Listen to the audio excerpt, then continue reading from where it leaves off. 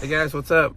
Welcome back here to another edition of Intuitive Angling, and really appreciate you guys spending some time with me today and checking out the video. It's always grateful for that. Guys, today we're going to be talking about Larry Nixon's retirement announcement that he gave a couple days ago and how it sort of marks the end of an era in professional bass fishing, which is not a good thing. I'm going to give you guys my opinion on that, and I'll be curious to hear your guys' thoughts on it too. Also, guys, before we get started, I want to remind you about our November buy one, get one free sale on my Solar Bat, the new RB3 series sunglasses. During the whole month, if you buy a pair, you get another pair free. We got the RB3s are the new series that just came out this month. We got the new crystallized matte gray lens on them that really is designed to reduce the light reflection. Got great optical clarity in these lenses, and if you guys are interested in that, I'll put the Solar Bat link in the description here, so much appreciated. Okay guys, Larry announced his retirement a couple days ago, and if there's anyone watching this video that does not know who Larry Nixon is and who does not know Larry Nixon's accomplishments in the sport, you should be ashamed of yourself, and you need to go back to bass fishing history class, because Larry Nixon is without a doubt one of the top 5 pro anglers that have ever fished in this sport. And I hate to see him go, because it truly marks the end of an era. And that era was the golden era. Larry, I think he started in 77 or 76, something like that. And, so he had almost a 50-year career. And he was in the sport, and he was at the top of his game back in the 80s and early 90s, which I consider the golden years of professional fishing. Professional fishing has never been the same since then. And that's not a good thing, because for all you guys that, excuse me, for all you guys that live that and was part of that, you know what I'm talking about. No explanation is necessary. And if you missed out on that, I feel sorry for you missing out on that particular era of bass fishing, because there was a purity and an innocence and a sense of wonderment during that period that we've lost. And I sort of want to get into that a little bit with Larry's retirement here. So one of the things that really stands out to me about Larry retiring, it's sort of like, I equate it to baseball a little bit, because I used to follow Major League Baseball very closely back in the 70s and 80s when I was littler. And this is when Major League Baseball and before was really, truly Major League Baseball. You had stars like Pete Rose, Hank Aaron, Willie Mays, Mickey Mantle, all these figures out there that people really knew and related to, and they could get behind. And there wasn't as many. Everybody knew the teams, and there wasn't as many teams. And that slowly morphed and changed when you started having strikes, and then you started expanding the leagues and making new teams nobody heard of. And then all of a sudden there was an influx of major league ball players nobody heard of, or I don't even know how to spell most of their names.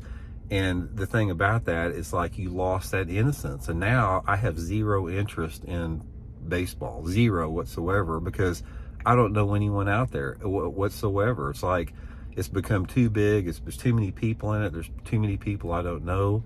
And that is sort of what I see with Larry's retirement, from my opinion. In Larry's heyday, back when Larry's at the top of his game, the sport of bass fishing was such a more innocent, pure, pristine sport. There wasn't as many tournaments. There wasn't as many tournament anglers. There wasn't 6,000 tournament organizations. There wasn't 6 billion anglers out there that nobody ever heard of. You had guys like Larry Nixon, Rick Clunn, Tommy Martin, Danny Brower, Hank Parker, Roland Martin, all these guys out there that were sort of like the Hank Aarons and Pete Roses of the golden days. And now you don't have that. It's like, when I look through the list of tournament, finishers out there, most of the time I've never heard of any of them out there.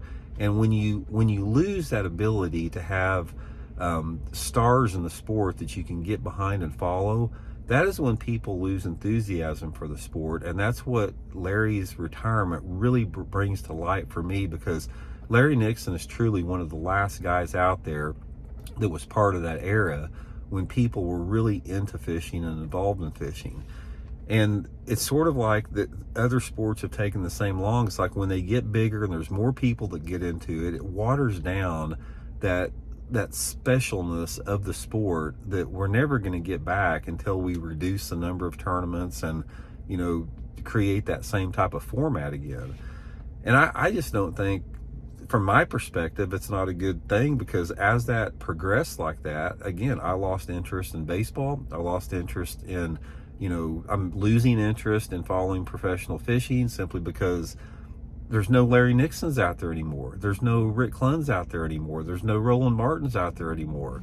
And that is what, you know, made sports and bass fishing special, is getting behind, you know, certain anglers like that and sort of like, you know, following them. That's how they get a fan base. And now you don't have it, because like I said, every tournament that you go to, I don't care what tournament it is, you look down through the list and it's just a bunch of people you've never heard of. And I realize that mainly that is because of live scope. There's no doubt about it. And I think one of the reasons that you're seeing so many of the OGs out there in pro fishing get out of the sport is they know that they can't compete with live scopers, because live scoping is not fishing. Live scoping is video gaming. And these OGs out there like Larry Nixon that know more about bass fishing than any, you know, live scoper out there that is dominating tournaments, that he knows more about it than he's forgot more about it than they know. They can't compete with that technology. And I think that's a big part of it to some extent, along with Larry, you know, mentioned injuries and stuff like that from being older.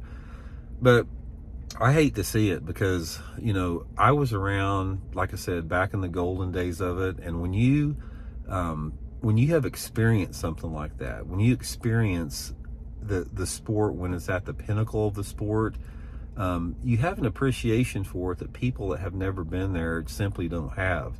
And I did have I'll tell you one story about Larry. I think I've told this in one other video there, but I'll tell you one story about him and I'll wrap it up here.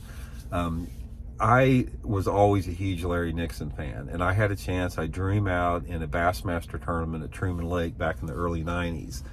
And I had this preconceived notion of Larry Nixon being this, you know, top pro, you know, just somebody I really looked up to. And guys, he did not disappoint. He lived up to every expectation I ever had of him. He was professional, he was cool, he was down to earth, he was smart. I let him just do what he wanted to during the day. I watched him break down his water and catch a limit of fish in a very tough tournament that there was not very many limits in.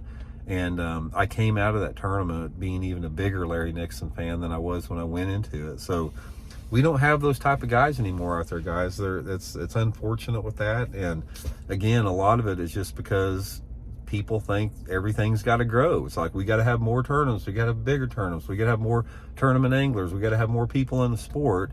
And when you do that, you water down the thing that makes the sport special to begin with. And it's happened almost every sport out there, and there's a lot of parallels between Major League Baseball and pro fishing with that. So anyway, just wanted to run that by there. Like I said, hope, Larry, you know, if you hear this, I hope you have a good retirement here, and thanks for everything you did for the sport. So talk later.